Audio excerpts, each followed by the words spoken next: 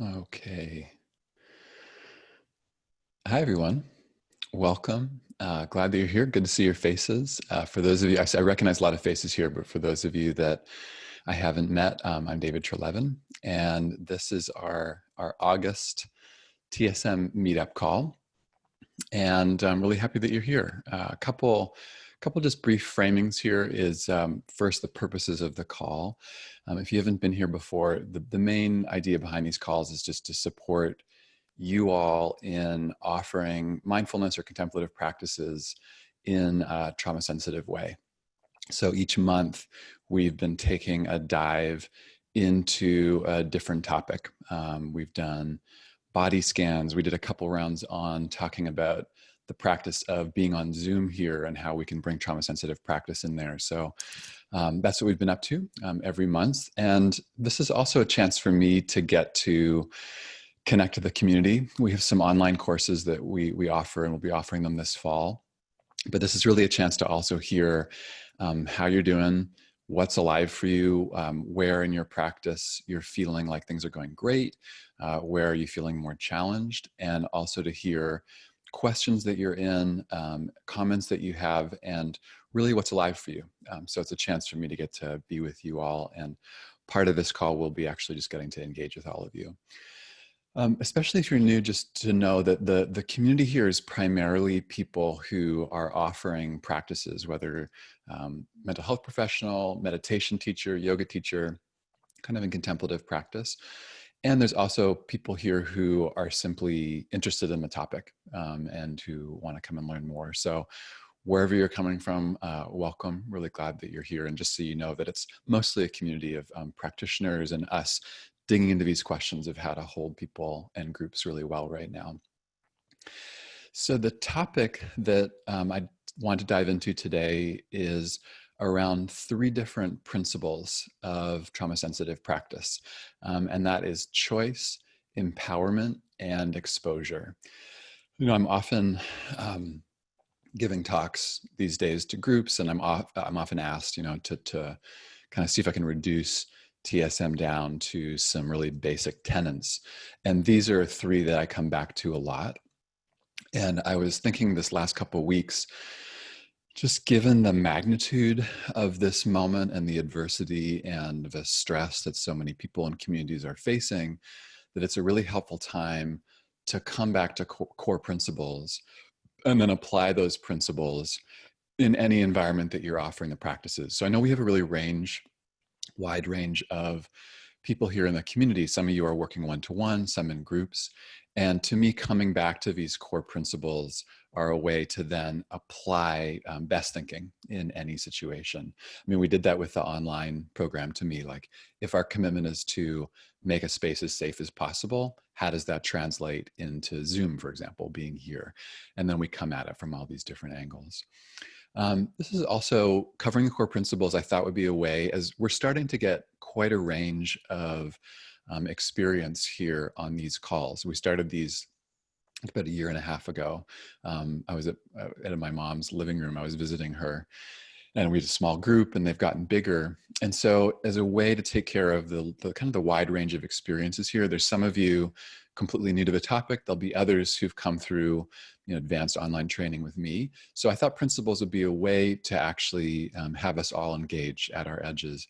I was just, before the pandemic, I was at a martial arts class, observing a class, where I could see there was beginners, there's also black belts. And I was like, how do they teach to this whole group? And I watched that it was getting back to principles that helped people feel like they were growing and on their edge. So that's what we'll be up to today, digging into these three principles. And let me just say something about the structure of the call. The call is an hour.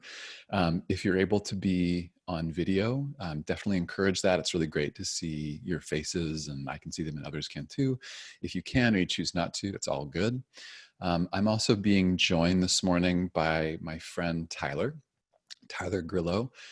He is an anti-racist activist. He's someone who works with me inside of this work. He's also a community gardener who lives just down the street from me here in the Bay Area. And so he's going to help out with a couple things that I'll say more about. But Tyler, are you here? Do you mind just hopping on and saying hi?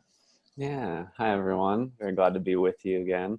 And yeah, looking forward to supporting you all and learning with you as well. Thanks, Tyler. So, what we're going to do for questions, well, let me say about the schedule. So we'll open with a practice here, and then I will speak for maybe 20 minutes on the different principles that I mentioned, maybe a little bit longer, 25, and then we'll open up for discussion. And this is what we do on every call, is just to really get some back and forth going. And what we're going to try to do this round, instead of just opening it up to whoever speaks first, is we're going to ask you to chat in your questions. So if you have questions or comments about like what you're seeing and noticing inside your work, please chat them into the box. So you can chat directly to Tyler if you like, or you can chat to the whole community here. We keep the chat box open because we want you to be sharing resources with each other. So Tyler will be tracking as best as he can questions that have come through. And then we'll open it up and we'll ask you if you want to come on and ask your question. So that's how we're going to try it this round. We're experimenting each time as we go. So let's start here with a brief practice. I'm going to do brief trauma-sensitive RAIN practice for those of you that know RAIN. RAIN's an acronym talked about in different ways. Recognize, allow, investigate, and nurture. That's how Tara Brach, meditation teacher, talks about RAIN. So I'm just going to be offering this for about 4 minutes, chance for us to settle in, to hear you also practice through a trauma-sensitive guided practice. So I invite you, this will be about 4 or 5 minutes, and I invite you to find a posture that works best for you here, one that invites some relaxation and settling and also helps you feel somewhat alert. Could be sitting up, could also be lying down or standing up. And if at any point this practice leaves you feeling dysregulated or it's too much, you're always welcome to take a break and do a practice that works better for you. And invitation here is to just begin with a couple of deeper breaths. A deeper inhale, and then a slow and gentle exhale.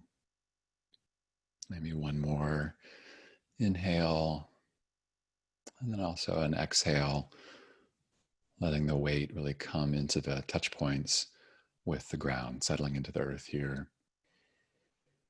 And to begin, just noticing the quality of presence that is here right now,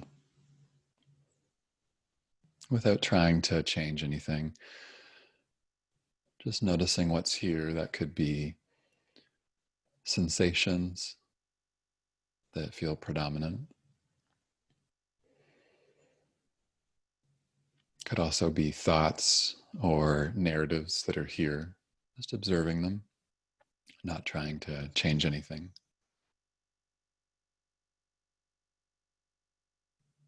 It could also be your mood, just taking a moment to notice it's the quality of emotion that's here as we begin this session.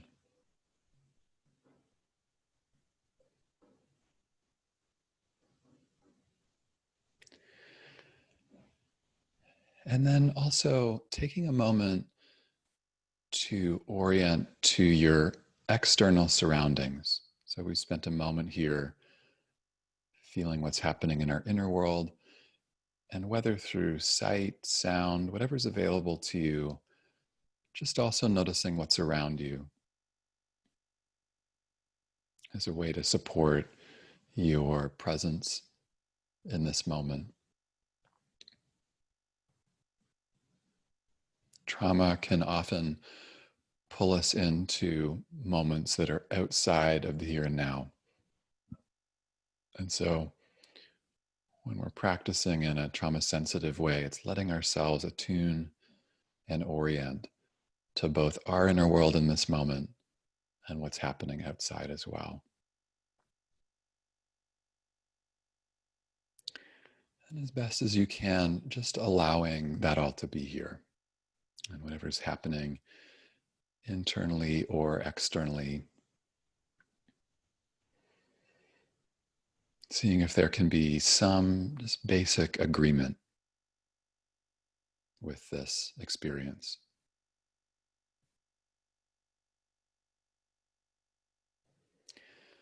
If it's helpful for you to label the experience that's here, maybe labeling a sensation like tingling, heat, coolness, or an emotion or a sound, you're welcome to try that. This is a process of investigating. So letting yourself be curious about what is here. Maybe it's investigating just a little more deeply sensations that are here.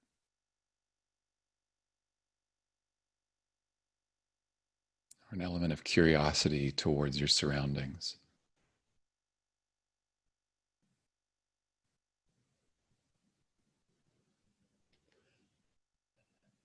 And then finally, inside this experience, extending some care to yourself as much as possible.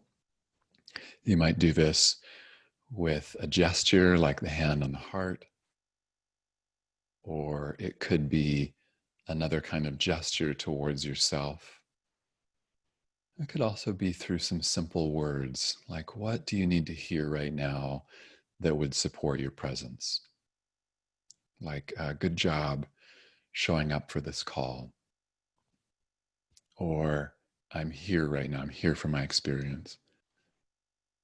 Whatever will support you with a sense of nurturing yourself.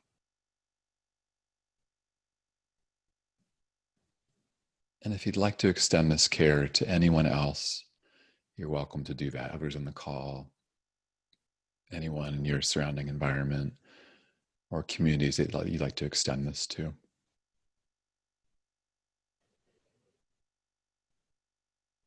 And as we close here, just resting back, letting go of any doing, and just noticing the quality of presence that's here right now.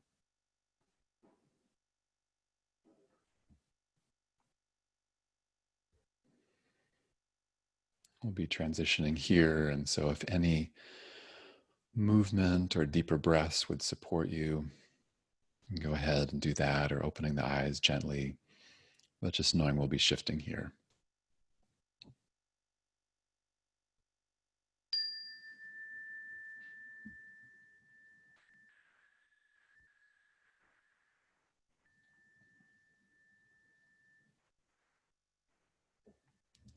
Okay, thanks everyone.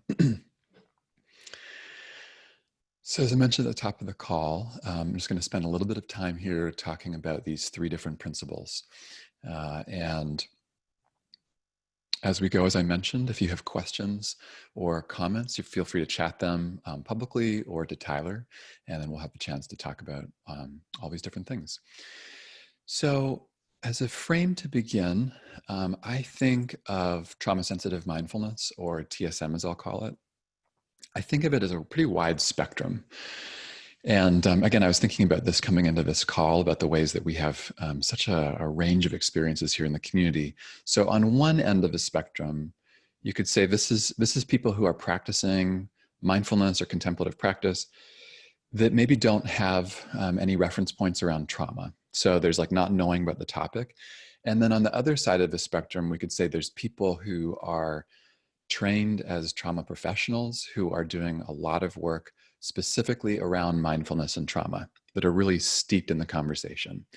And then on that spectrum, we have just a whole range in between of where we are. And I put myself on that spectrum as well. And so I was trying to think this week about, well, what are important points along this spectrum for people? And the first one I'd say is consciousness, that there's some awareness of the importance of the relationship between mindfulness and trauma. So I just want to say the fact that you're here having this conversation, that you're aware of it, to me, that's, from everything I've learned the last 10 years, I'd say that's like 30 to 40% of the process is of just learning that there's relevance here, having curiosity about that, your awareness as a mindfulness practitioner about the relevance of trauma to this relationship is really useful. And then once we've kind of entered in that door of knowing that there is a relationship between mindfulness and trauma and specifics there, Then to me, the two things that we learn along the way are principles and techniques. So we're learning core principles as we go about, okay, well, what's important inside of trauma-sensitive practice?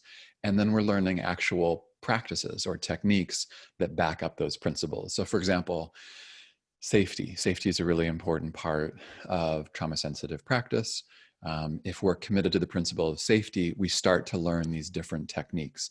Maybe we're offering someone different anchors of attention that they can work with. Maybe we're offering them intake forms. There's all these different techniques or practices that will support the principle of safety.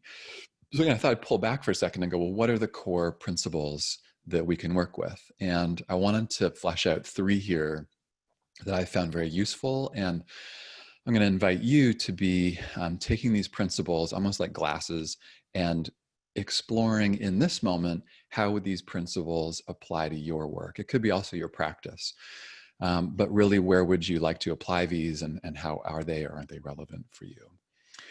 So I want to start with choice.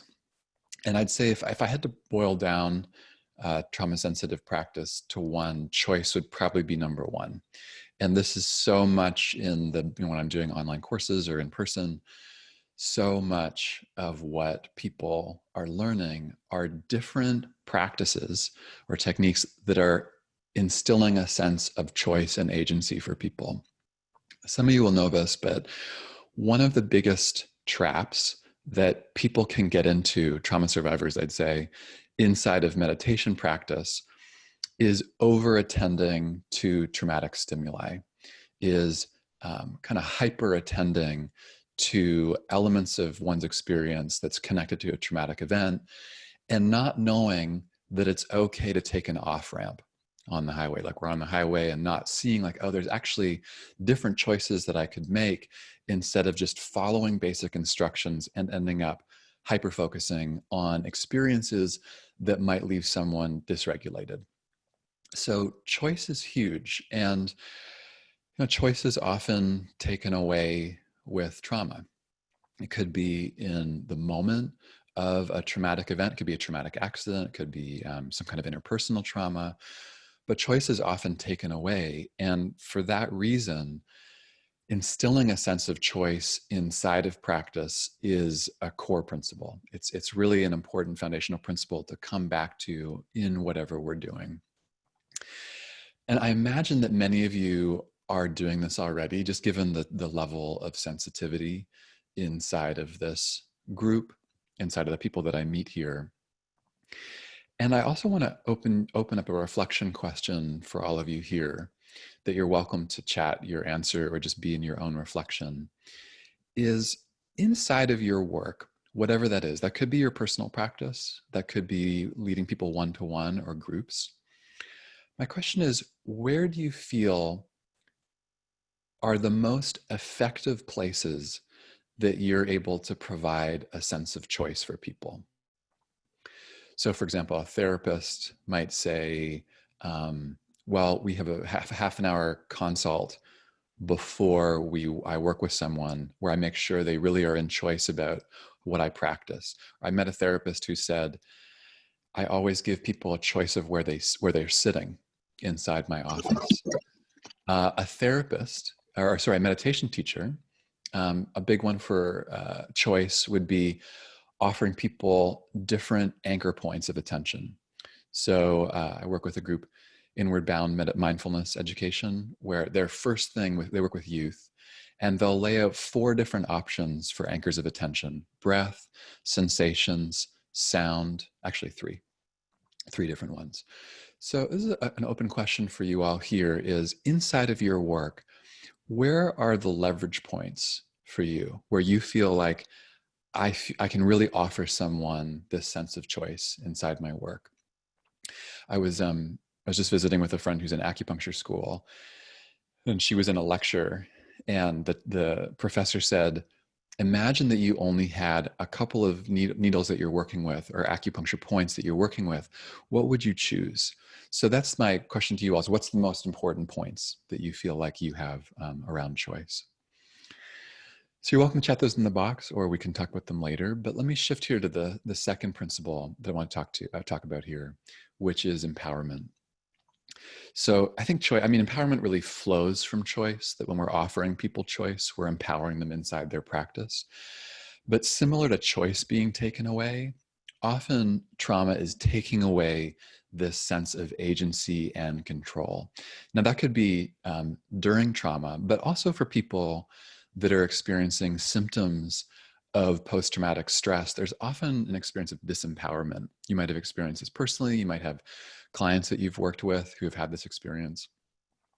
But the clients that I worked with over the years, that was a fundamental tenet or an experience, was like people feeling really disempowered in their lives, often because they were experiencing something known as dysregulated arousal. So at any point, it was like there could be a flood of hypervigilance or of dissociation. And someone I met described it. They said it's like I'm in the passenger seat of a car that I'm not driving. There's this fundamental disempowerment when it comes to working with the body and the nervous system.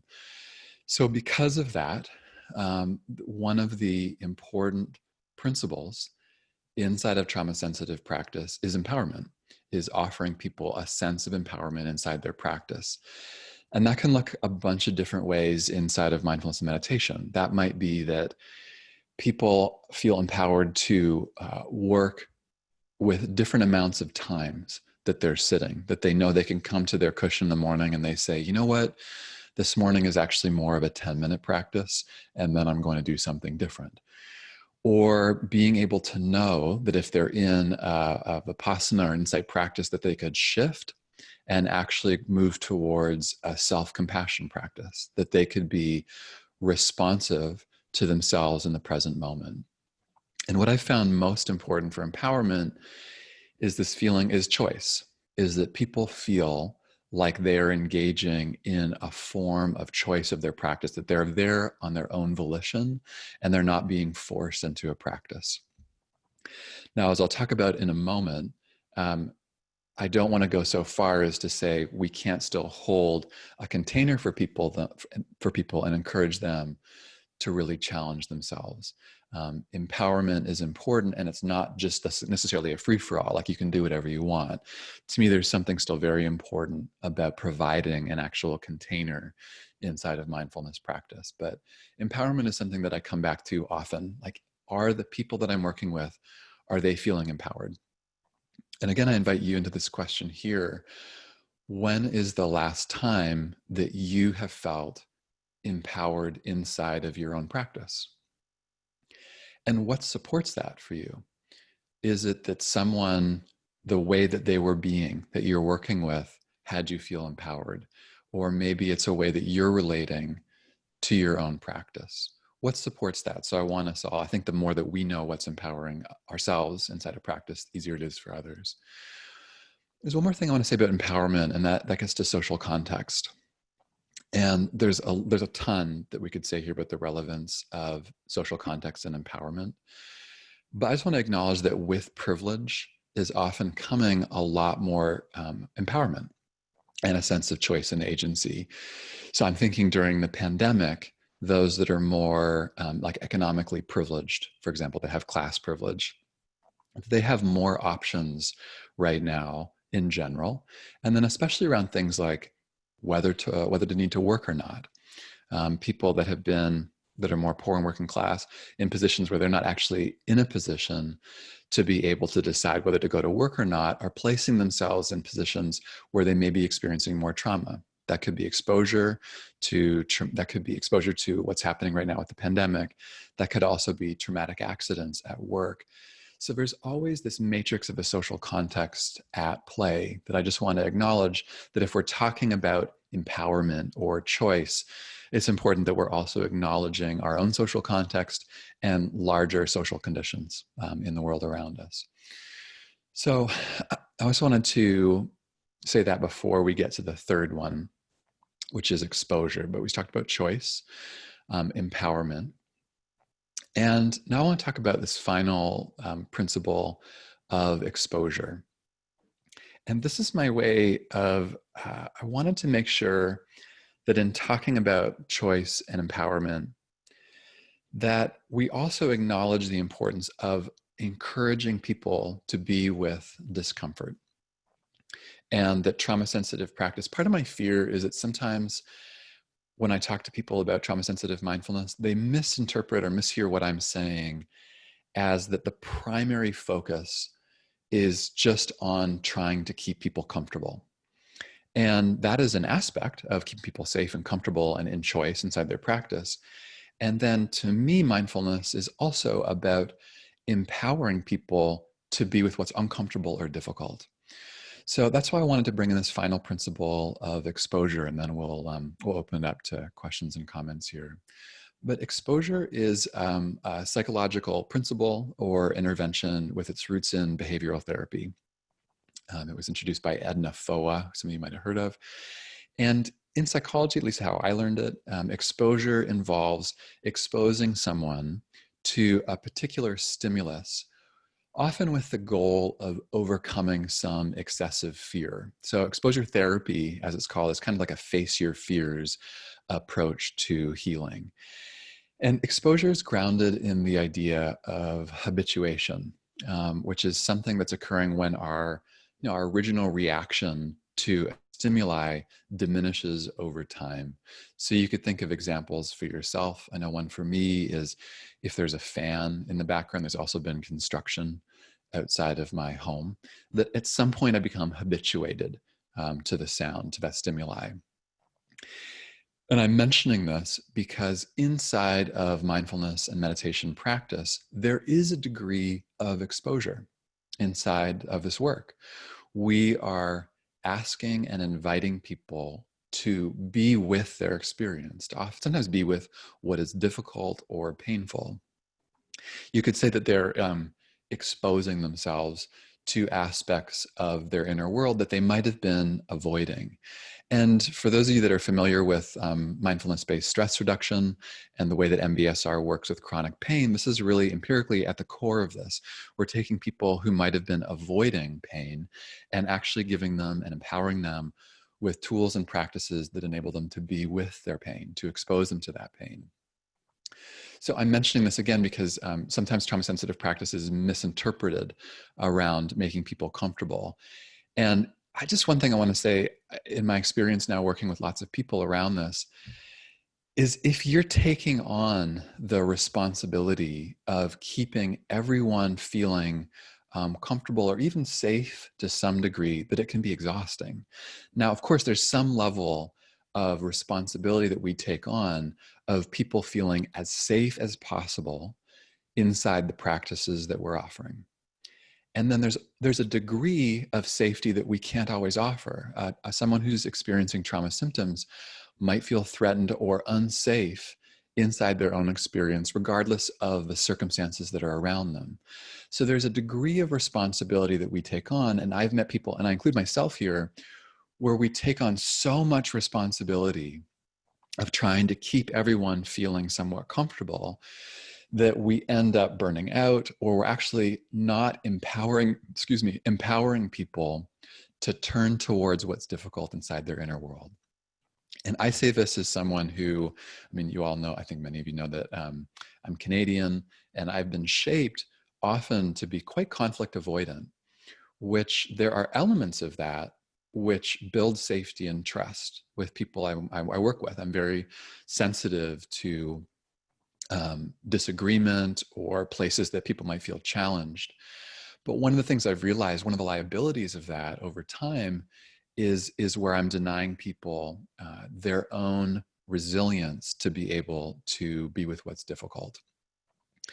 So I wanted to come back to this idea of exposure, and this is where I'll end here in a moment, is this is a really core tension to me and a place I keep coming back to inside of trauma-sensitive practice, is this very dynamic balance on this a different spectrum here of both safety, choice, empowerment, agency, and also exposure, of empowering people to be able to be with their inner world.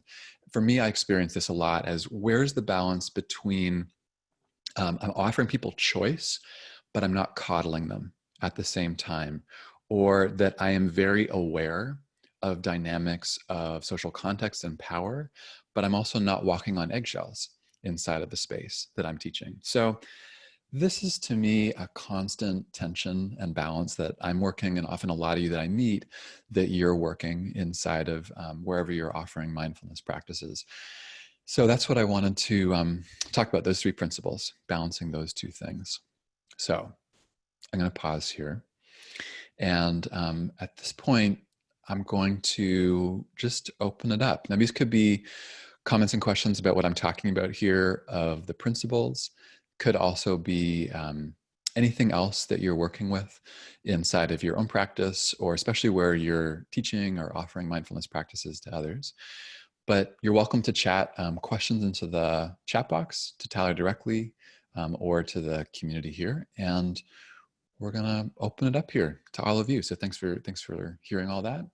And Tyler, I'll just open it up here. Has there been any questions? Or are there any comments people want to jump in here? Yeah, thanks, David. Yeah, lots of comments and lots of engagement in the chat, which has been really great and invigorating. Thanks, y'all. And there's a question that came in from Kathleen. Kathleen, if you're here and want to ask a question, you can just unmute. Sure. I was just thinking about this for my own sake, because in the long run, I think it's the goal. And that's where can practice teach folks how the practice itself, teach folks safety they can bring with them when they're confronting what's uncomfortable. Oh yeah, 100%. I think that's the goal as well. I don't know about you, Kathleen, but my experience, like, there's this awesome moment in working with people where they're not depending on me, and they're feeling deeply empowered inside of their own practice. Like, oh, cool, I have the tools now in a moment outside of a session or inside of a group environment where I'm actually now using the tools to help me to be with whatever's here, whether it's an interpersonal or whether it's turning towards something that's happening socially, say COVID. Like, now I'm using practices and I know how to actually support myself in a moment, and I didn't need you to help me. I love those moments where I see people using practice outside.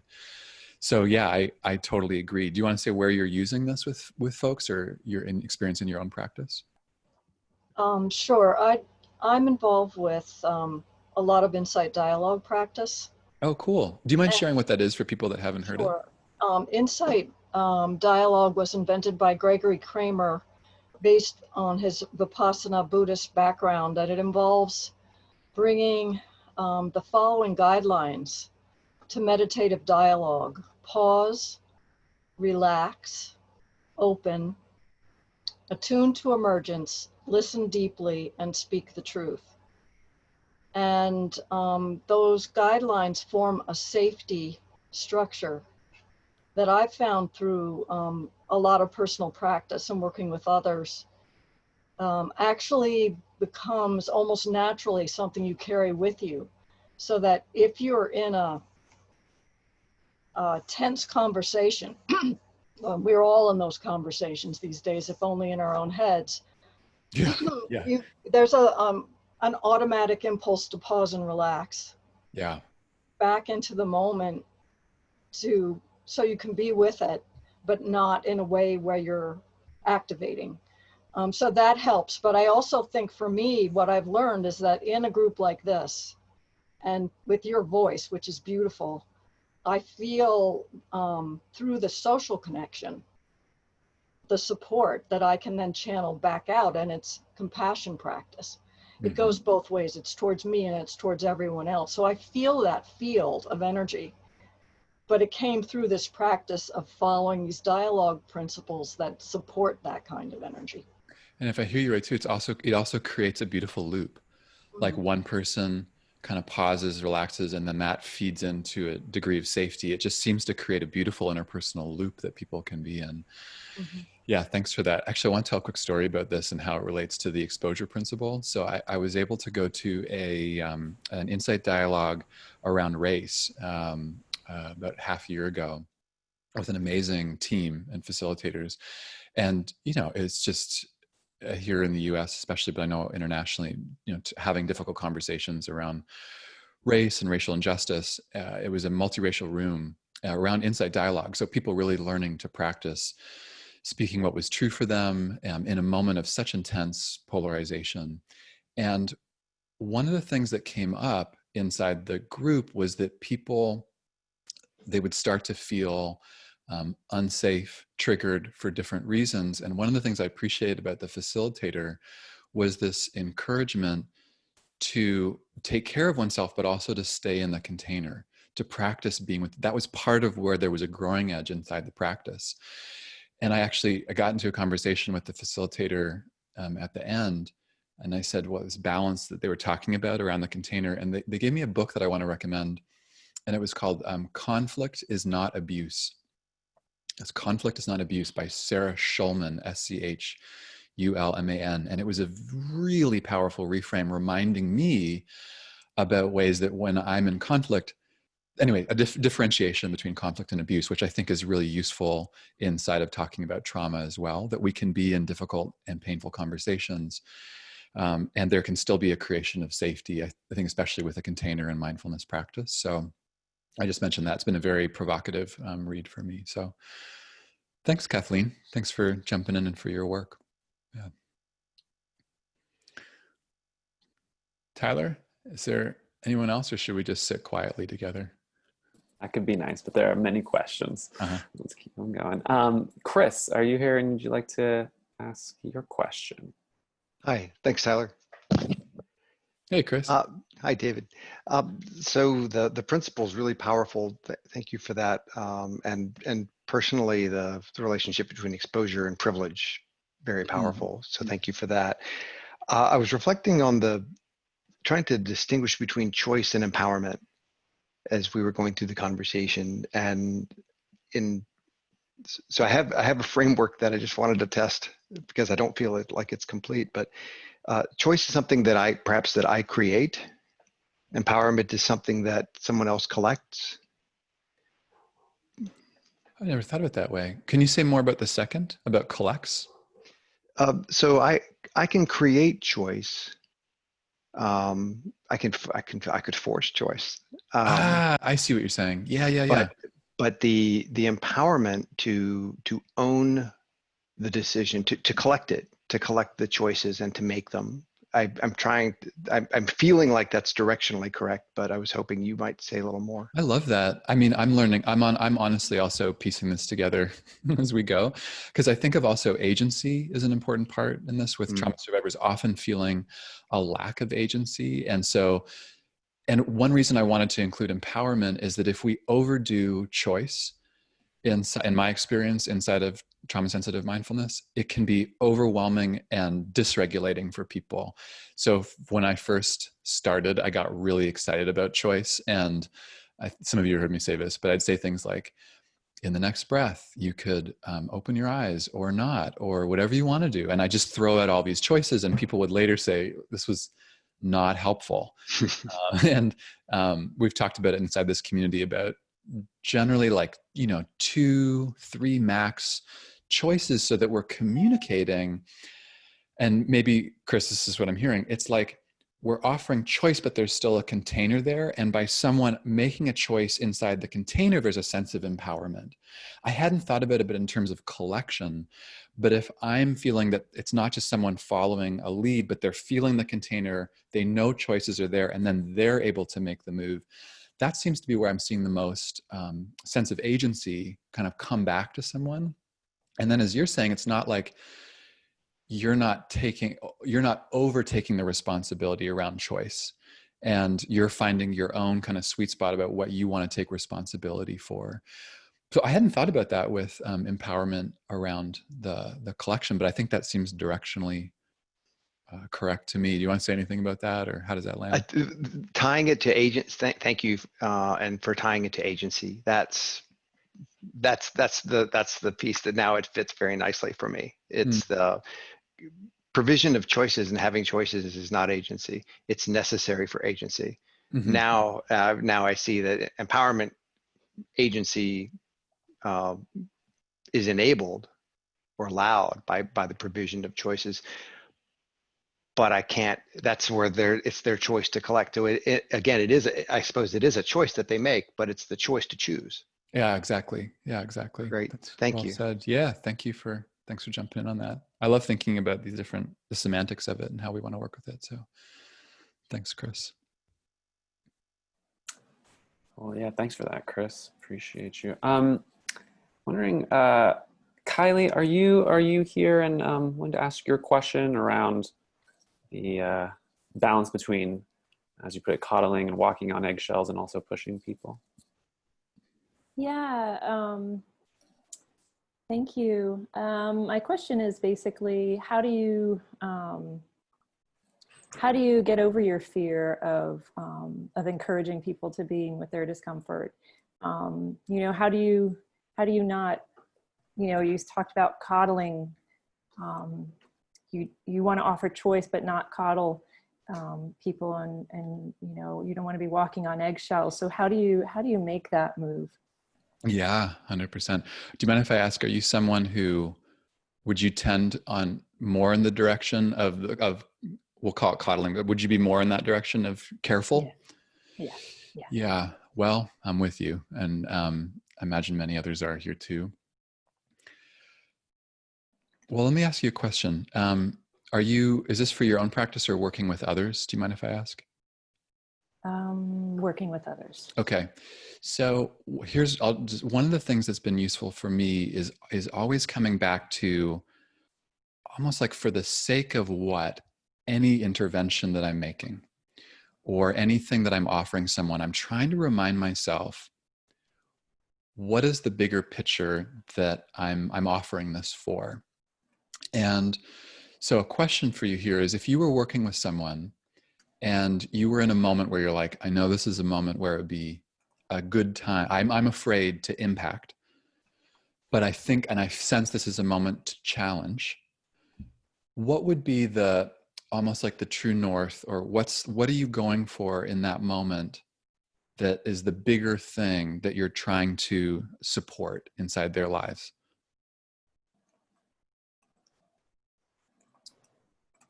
Right. So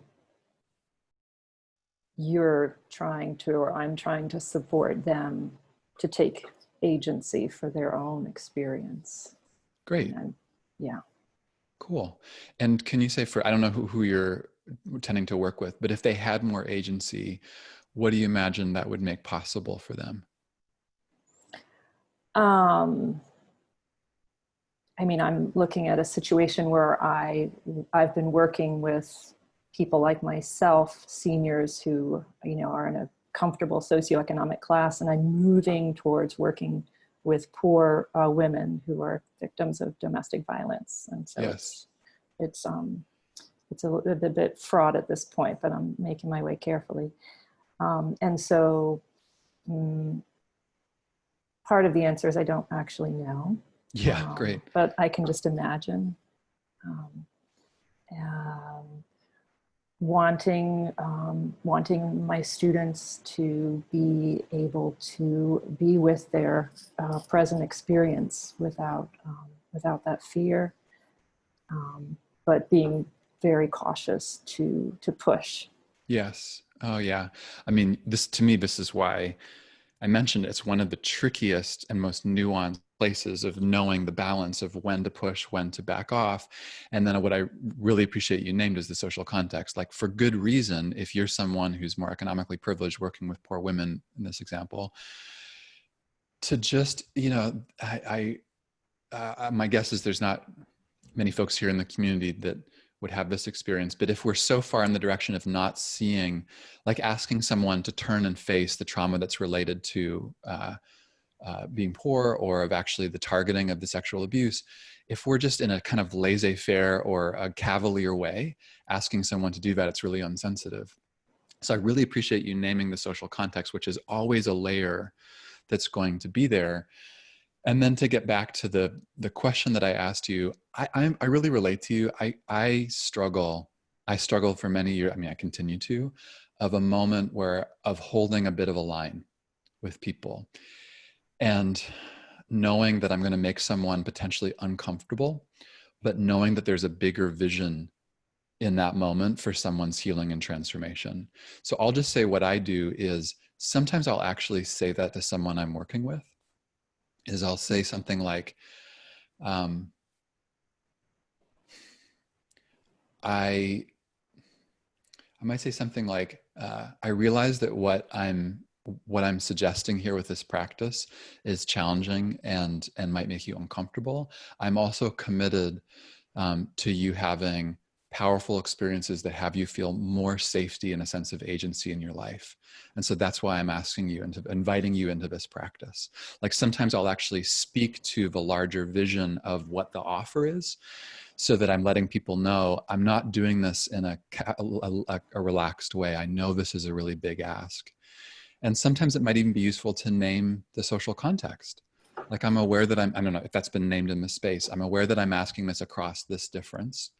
And still, I want to invite you into this practice. And you're always in choice. So there's a way to me where places where I'll get more transparent and let people know where I'm coming from, and give them the true north as I'm inviting them into a practice. So that's kind of what works for me and helps me with my fear. But I also hear you about learning, like, what's the bigger for the sake of what for you. And, yeah, anything you want to say about that before we shift? No, I mean, honestly, to be fair, that actually helps me in my own life when I get stuck, is asking, well, what do I want out of this precious life I have? So that finding that true north has been helpful for me. So why wouldn't it be helpful for someone else? Oh, that's awesome. Thanks for sharing that.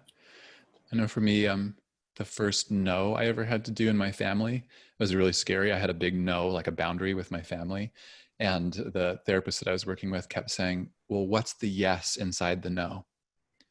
Like where there's a bigger yes here.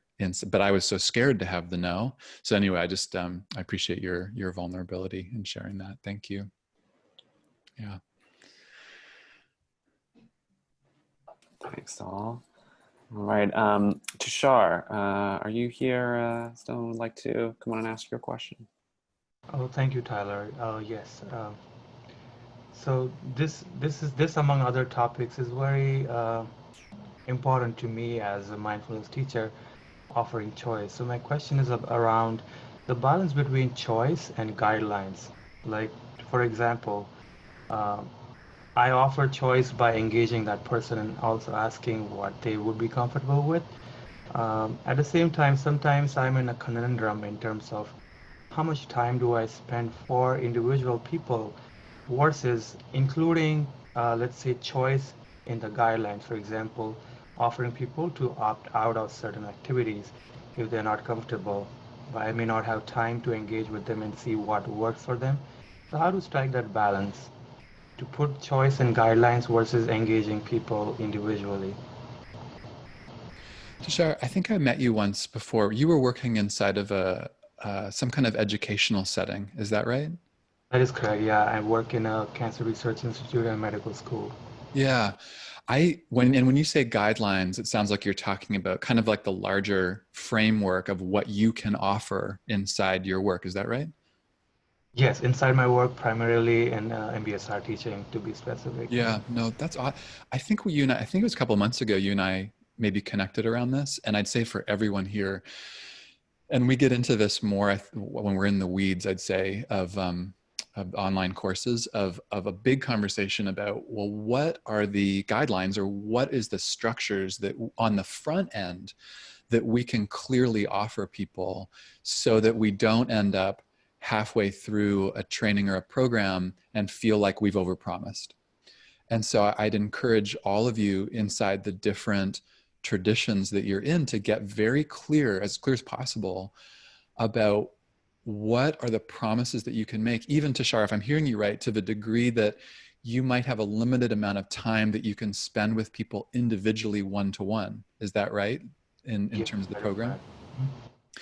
So, one of the things I keep learning inside of trauma sensitive work is that the more like front end work that we do, where we have created agreements with people, maybe there's an opt-in process, but we've clearly communicated what it is that we're able to offer and share, and kind of like what are the promises of the course or the training, whether it's a session or a longer program.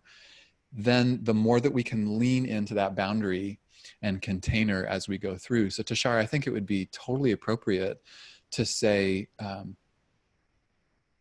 here's what I'm able to offer inside of this framework in terms of the agreements, would be, potentially meeting one, this is very specific, but meeting one-to-one at one point about modifications, but I can't go beyond that. And if we do, I'm going to be able to make some suggestions and referrals of ways that you can get resources, etc. But when I've talked to you before, remember it was like moving in with a lot of clarity about what you can and can't offer given the limitations. So I think it's a great call for others here, the frameworks.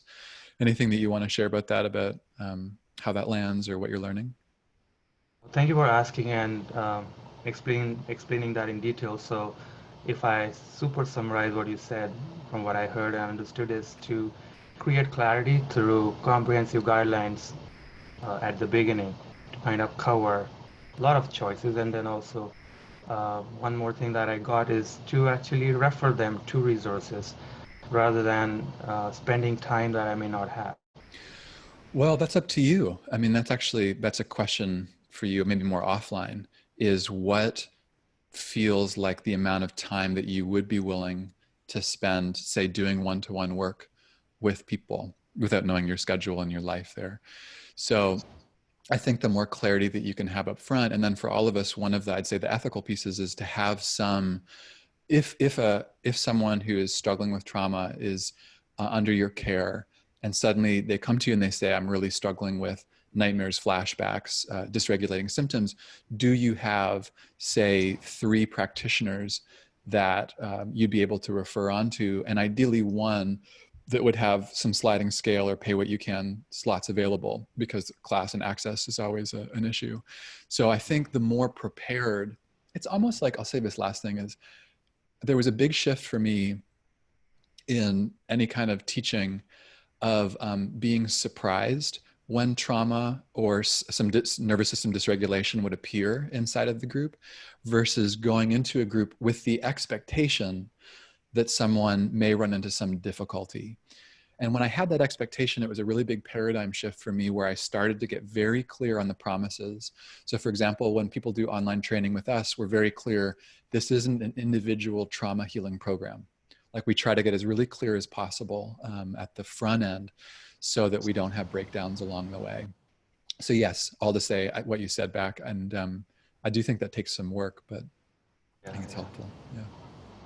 Makes sense. Thank you. Yeah, thanks for your work. It's good to see your face again. Yeah. Thanks, Tushar. Appreciate that.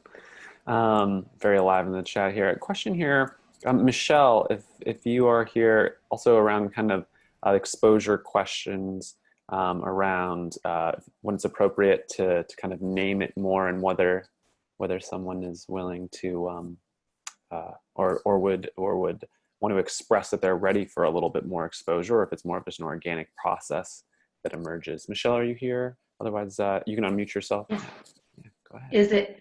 Yes, I think that's mine, Tyler.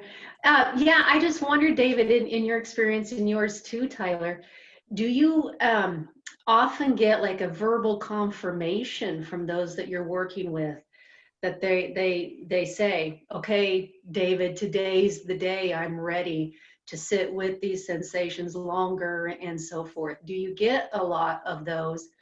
Or are you relying more on your observation and your intuition about whether to ask just a little more from time to time? Yeah, it's such a great question, Michelle. In my experience, it's a combination of both. And I'd lean a little bit more 60-40, like 60%, maybe even 70 tracking non-verbally, 30% of getting an actual confirmation. But I'm always checking in with people along the way around their presence, and whether they're, again, getting back to choice and empowerment, if they are purposely turning towards something difficult, are they feeling a sense of choice about that? And right here with your question, we're getting into, I'd say, an important like a choice point for us where we're getting into the domain of, I'd say, professional trauma work, doing one-to-one mental health work. If we're starting to invite people into feeling traumatic sensations at a deeper level, that to me is where we're getting into the territory of professional trauma work. So a question I'd have for really the whole group is, if you start taking people into deeper waters, do you have a sense of where it's going? Have you done any kind of training around trauma? And that's not just create some, I haven't, it's difficult on these calls because when we do the trainings, when I've been doing training, some of you have gone through the trainings, we talk about a frame known as the window of tolerance, which is some of you will have heard of, but it's basically a tool for assessing trauma symptoms of someone non-verbally. And that, Michelle, you might know this, the more that we take on, I'd say, competency inside of trauma-sensitive work, the more skillful we're getting at being able to do that 70% of assessing whether someone is regulated or dysregulated, and whether asking them to feel more might support them or not. Now, so that, I feel like we often need some training. All of you will also have your own sort of sixth sense about whether it's the right time to lean in or lean out. But if you want to go deeper in this, that's one frame that's very helpful. And to me, it's a combination. I'm tracking, is someone flooded? Are they dissociated? You know, that 1,000-yard stare where you see someone is there, but they're not really there. Like if I'm getting the sense that someone is not present non-verbally, even if I ask them, hey, are you sure that you want to proceed here? They might say, sure, but actually they're dissociated, they're not present. So I'm leaning more into my own assessment of how they're doing, but I still want to get that verbal confirmation and have someone feel a sense of choice and agency. So we're right at that threshold where we're starting to talk about, I'd say, like more training that we need to be assessing, but in general, that's what I'd say. It's a combination of both. What would you add, or Tyler, anything you want to add here? Yeah, I'll just say briefly, and then Michelle, I'd love to hear your thoughts. Is, you know, just complexifies when we're inside of groups, right? If there's someone, if the group is relatively tracking, Karen in the chat appreciates you bringing in or highlighting the window of tolerance here, tracking for if people are inside of their window of tolerance, and just how the situation can complexify if we're in groups. And some folks are, right, and other folks in the group may be dissociating. We're noticing that. So just getting back to your saying, David, of the tracking there, I feel like there's less space for that verbal, those verbal check-ins sometimes in group spaces. So, you know, just maybe moving to 70% tracking, you know, or 80% tracking. Yeah. Yeah, Michelle, I would love to hear what your thoughts are. No, I love that absolutely, we're never, even if, like you said, David, even if someone does give that permission, we still need to be on top of that observation and that tracking. Absolutely, that we can never just let that be the guide, you know, our guidance. Like, oh, well, they said they wanted to, Exactly. you know, so let's drive it there. So yeah, absolutely, we're always going to return to that window of tolerance. Okay, thank you very much. Yeah, thanks for the question, Michelle. That's some of the best of trauma work for people that are training in trauma, where the impulse for one's attention is to go towards the pain and to kind of double down on it. And a trauma professional that says, let's actually back off of that, which can feel counterintuitive, but actually creates more safety in the body. So you're naming some of the best of, I think, trauma work as we've seen it.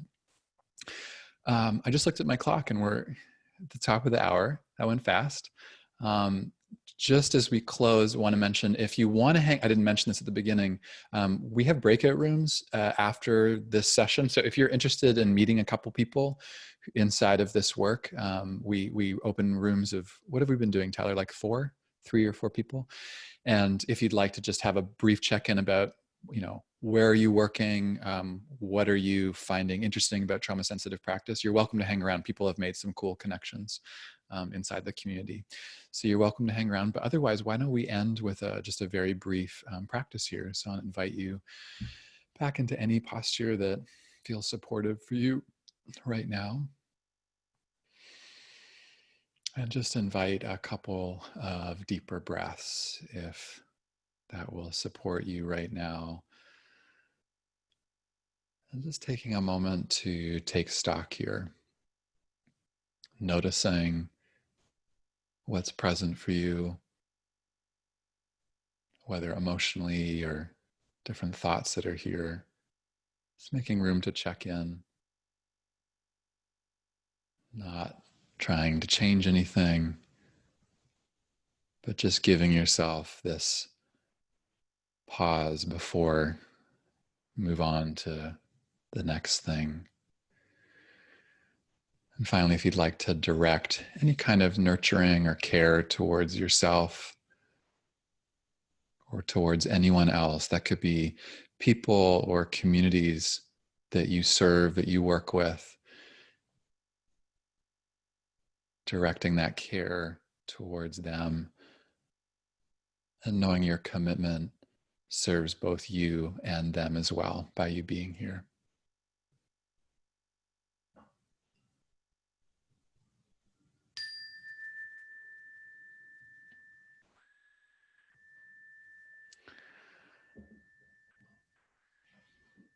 Okay.